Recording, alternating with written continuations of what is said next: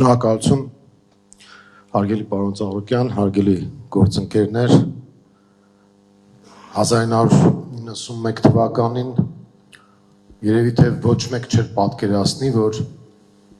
անկախությունից 35 տարի անց մենք կանգնած ենք լինելու գոյաբանական խնդիրների առաջ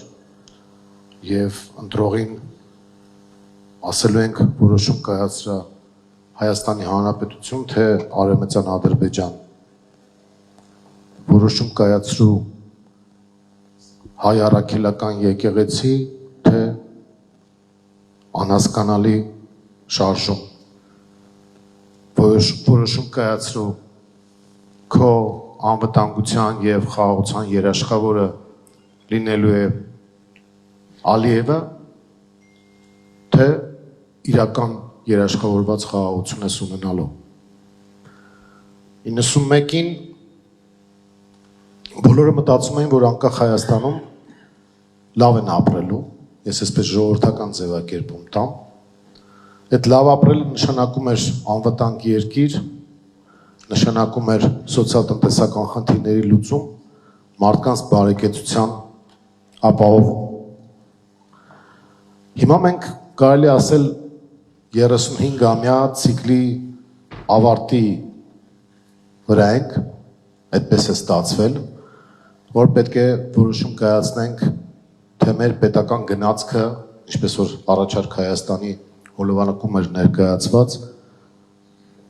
այդ գնացքը որ ուղղությամբ է գնալու։ Եթե վերցնենք ցիկլերի գնահատականները, ապա առաջին փուլում ոչ միայն Հայաստանում, այլ նաև post-սովետական տարածքում այսպես կոչված վայրի կապիտալիզմ ձևավորվեց։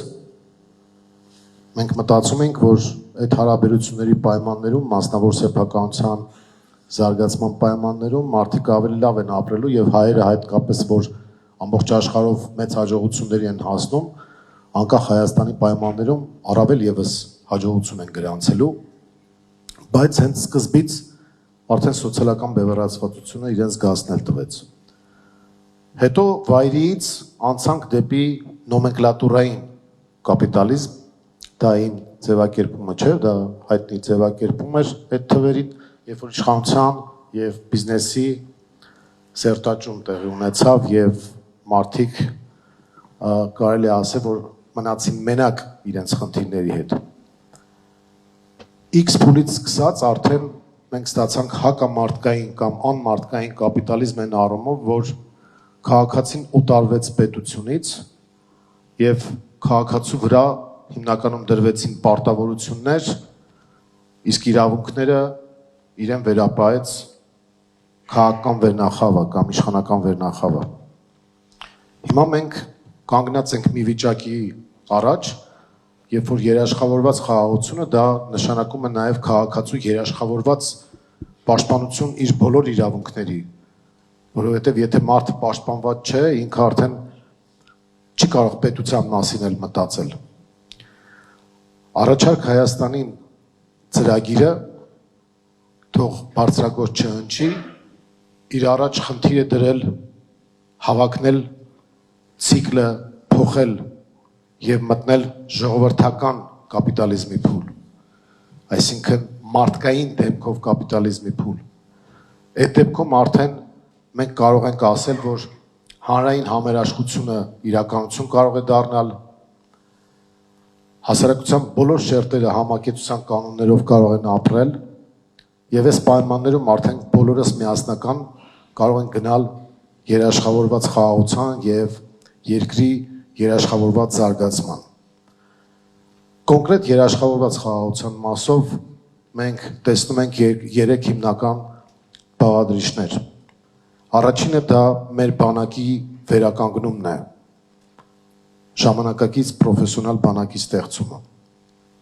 Երկրորդը մեր բնական դաշնակիցների հետ հարաբերությունների վերականգնումը եւ զարգացումը։ Եվ երրորդը հայ-ադրբեջանական հարաբերություններում միջնորդ երաշխավորների ներգրավումը, թե թե ինչպես պետք է դրան հասնել, ինչպիսի պրոֆեսիոնալ դիվանագիտություն պետք է կիրառել, արդեն առանձին քննարկման թեմա է, բայց սա այն հիմնական մոտեցումն է, որը մենք ունենք։ Եվ առաջարկ Հայաստանին ծրագիրը տալիս է այդ հարցերի պատասխանը, եւ մենք հիմնականում 3 ուղղություն ենք առանձնացրել. անվտանգություն եւ երաշխավորված խաղաղություն, սոցիալ-տնտեսական զարգացում, բարեկեցություն բոլորի համար եւ բիզնեսի բոլոր շերտերի համար հարկային դրախտավայրի, եթե կուզեք, ապահովում, որպեսզի մարդկանց սոցիալական խնդիրները լուծվեն, եւ երրորդը հանրային համերաշխության մթնոլորտի ձևավորում։ Այս 3 կոմպոնենտների պատասխանելն էլ առաջարկ Հայաստանին ծրագիրը տալիս է եւ մեր բոլորիս խնդիրն է կյանքի կոչել այդ ծրագրերը։ Շնորհակալություն։